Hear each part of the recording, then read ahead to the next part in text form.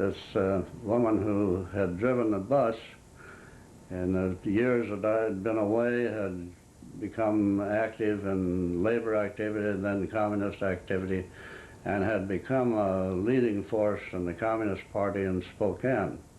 And she was very well accepted because she contributed a lot of money. She had a group of trucks.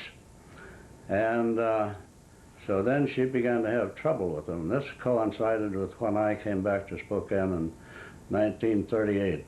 The first person I met was Betty Webster.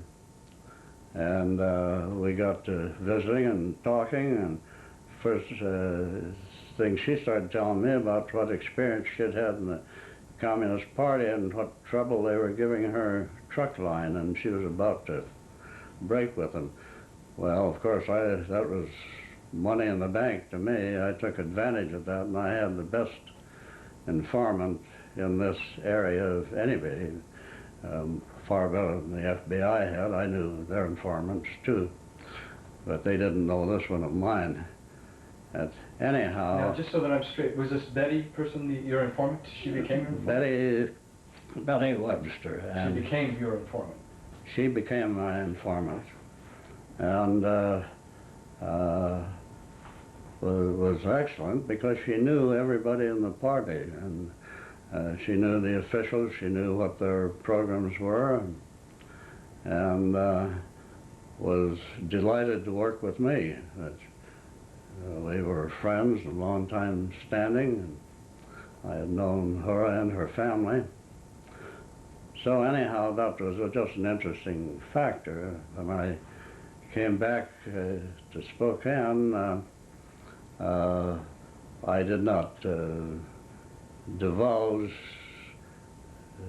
to everybody that that's what I was doing. I was still doing newspaper work. I was the correspondent for international news in the area.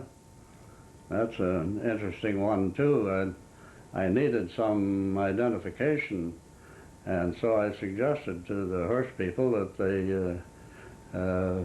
make me the correspondent for INS in Spokane. I said, oh, that's fine, we'll do that.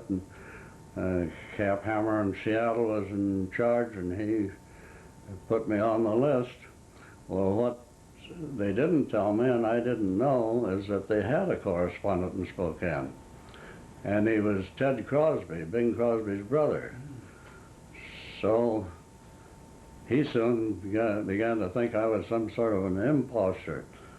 Finally, we got that ironed out. He had an military intelligence background, and when he knew what I was doing, he was nothing but helpful.